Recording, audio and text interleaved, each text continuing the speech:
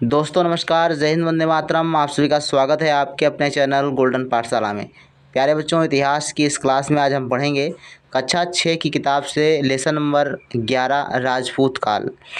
बच्चों, 7वीं से लेकर 11वीं शताब्दी के मध्य में राजपूत काल का उदय होता है और इस चैप्टर से काफ़ी इंपॉर्टेंट प्रश्न आपके बनते हैं। हर वर्ष परीक्षा में 1-2 प्रश्न पूछे जाते हैं। क्लास आपकी काफ़ी इंपॉर्टेंट है, सभी लोग वीडियो को लास्ट तक ज़रूर देखिएगा, साथ ही अपने दोस्तों के साथ ज़रूर शेयर करें। आइए शुरू करते हैं। सबसे पहले आपको पढ़ना है राजपूत। राजपूत शब्द की उत्पत्ति कहाँ से होती है? तो राजपूत संस्कृत शब्द राजपुत्र का बिगड़ा रूप है, जो राजकुमार या राजवंश का सूचक है। ध्यान रखिएगा, राजपूत शब्द की उत्पत्ति राजपुत्र से हुई है। इसके बाद है प्रमुख राजवंश। राजपूत काल के प्रमुख राजवंशों के बारे में चर्चा करते हैं। तो पहला वंश आता है प्रतिहार वंश। सबसे पहला वंश कौन सा है? तो प्रतिहार वंश है और यह उज्जैन के आसपास का क्षेत्र था, जहां पर प्रतिहार वंश जो है शासन कर रहा था। इसके उपनाम की बात करें तो गुर्जर प्रतिहार वंश को कहते हैं और प्रसिद्ध शासक बात करें तो प्रतिहार वंश का प्रसिद्ध शासक नागभट्ट प्रथम था। तो यही आपको ध्यान रखना है, नागभट्ट प्रथम किस वंश का शासक था? तो प्रतिहार वंश का था। इम्पोर्टेंट प्रश्न है। इसके बाद 2 नंबर गढ़वाल वंश। ये कन्नौज के शासक थे, गढ़वाल वंश, और इसके संस्थापक चंद्रदेव थे। तो अगर पूछता है कि गढ़वाल वंश के संस्थापक कौन थे, तो चंद्रदेव थे और इनकी राजधानी कन्नौज हुआ करती थी। दूसरी राजधानी की काशी थी। दूसरी राजधानी काशी, मतलब पहली राजधानी कन्नौज के रूप में इन्होंने अपने कन्नौज को यूज़ किया, उसके बाद दूसरी राजधानी इन्होंने काशी को स्थानांतरित किया था। अंतिम शासक जयचंद थे। जयचंद को मोहम्मद गौरी ने चंदावर के युद्ध में 1194 ईस्वी में पराजित किया था। ये प्रश्न आपसे पूछा जा सकता है कि जयचंद को मोहम्मद गौरी ने कब और किस युद्ध में पराजित किया था? तो 1194 ईस्वी में चंदावर के युद्ध में जो है जयचंद को मोहम्मद गौरी ने हराया था। इसके बाद बात करते हैं, तीसरा नंबर है चाहमान वंश। चाहमान वंश, जिसको चौहान वंश के नाम से भी जाना जाता है, ये अजमेर और दिल्ली का जो क्षेत्र पड़ता है उस समय वहाँ पर शासन करता था। इसका संस्थापक था वसुदेव। चाहमान या चौहान वंश का संस्थापक वसुदेव था। प्रारंभ में अजमेर में इसकी राजधानी रही और बाद में दिल्ली को अपनी राजधानी बनाया था। यानी जो इसके शासक थे उन्होंने पहले अपने अजमेर में इनकी राजधानी हुआ करती थी और बाद में इसको दिल्ली को स्थानांतरित कर दिया गया। सबसे प्रतापी राजा की बात करें तो ये पृथ्वीराज चौहान थे। मोहम्मद गौरी और पृथ्वीराज चौहान के बीच 2 युद्ध हुए थे, तो इनके बारे में आपको याद रखना है, कई बार ये प्रश्न में पूछे गए हैं। तराइन का प्रथम युद्ध 1191 ईस्वी में लड़ा गया था और मोहम्मद गौरी और पृथ्वीराज चौहान के बीच में लड़ा गया था, जिसमें मोहम्मद गौरी की हार हुई थी। और तराइन का जो दूसरा युद्ध हुआ था वो 1192 में, 1 साल के अंतर पर गौरी इसमें विजय प्राप्त कर लेता है और मोहम्मद गौरी की विजय होती है, पृथ्वीराज चौहान हार जाता है और वहीं से जो है राजपूत काल का अंत शुरू हो जाता है और गौरी के द्वारा जो है तुर्क वंश की स्थापना होती है। इसके बाद बात करते हैं चंदेल वंश। चौथा नंबर है चंदेल वंश और यह बुंदेलखंड के आसपास के क्षेत्र में चल रहा था। संस्थापक है नन्नुक। ध्यान रखिएगा, इम्पोर्टेंट यहीं से आपका पूछा जाता है।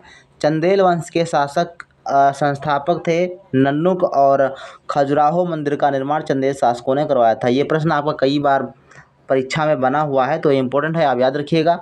खजुराहो मंदिरों का निर्माण किसने करवाया था? तो चंदेल शासकों ने करवाया था। परमार वंश, 5 नंबर पॉइंट है परमार वंश।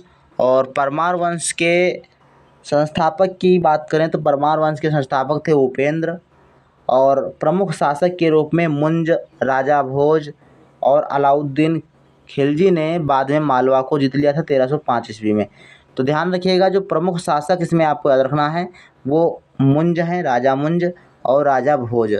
इनका समय भी आप देख सकते हैं, 973 से लेकर 995 ईस्वी तक राजा मुंज ने शासन किया था और राजा भोज ने 1017 से लेकर 60 तक शासन किया था।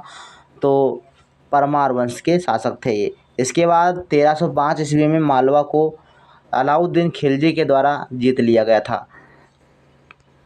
तो इसके बाद है पाल वंश। पाल वंश बंगाल में शासन करता था और इसके संस्थापक की बात करें तो संस्थापक इसका गोपाल था। तो पाल वंश का संस्थापक गोपाल। और इससे एक प्रश्न बनता है कि विक्रमशिला विश्वविद्यालय किसने बनवाया था। तो विक्रमशिला विश्वविद्यालय की स्थापना धर्मपाल ने की थी और धर्मपाल पाल वंश के एक प्रसिद्ध शासक थे। तो ध्यान रखिएगा, ये इम्पोर्टेंट है। और कोणार्क का सूर्य मंदिर नरसिम्हा प्रथम ने बनवाया था, जो कि गंगवंशीय शासक थे। ध्यान रखिएगा, ये प्रश्न आपका बन चुका है एक बार, तो आगे भी आने की संभावना है। कोणार्क का सूर्य मंदिर है कहाँ पर, तो उड़ीसा में है और इसको नरसिम्हा प्रथम ने बनवाया था, जो कि गंग वंश के शासक थे। ये सारी बातें आपको याद रखनी है और अपने कॉपी पर नोट कर लेना है। 7 नंबर की बात करें, इसमें आपका है बंगाल का सेन वंश। बंगाल में सेन वंश था जिसका संस्थापक सामंत सेन थे। बंगाल के जो सेन वंश थे उसके संस्थापक कौन थे, सामंत सेन। बल्लाल सेन, लक्ष्मण सेन प्रमुख शासक थे सेन वंश के। इस काल में जयदेव ने गीत गोविंद की रचना की थी। इसमें इस लेसन से संबंधित महत्वपूर्ण किताबें हैं, महत्वपूर्ण रचनाएं हैं जो पूछी जाती हैं, तो इनके बारे में पढ़ लेते हैं। जो राजपूत काल में शिक्षा और साहित्य के क्षेत्र में जो कार्य हुआ था उसमें रचनाएं ज़्यादातर पूछी जाती हैं। तो सबसे पहले देखते हैं पुस्तकों के नाम, और इधर आपके पुस्तकों के लेखकों के नाम दिए गए हैं। तो यहाँ देखेंगे सबसे पहले लिखा है बाल रामायण। तो बाल रामायण की रचना किसने की थी, तो राजशेखर ने की थी। बाल रामायण राजशेखर की है।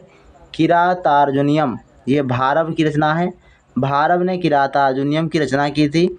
और शिशुपाल वध नाटक है, ये महाकवि माघ का है। शिशुपाल वध महाकवि माघ। राजतरंगिणी कल्हड़ की है और गीत गोविंद जयदेव का है।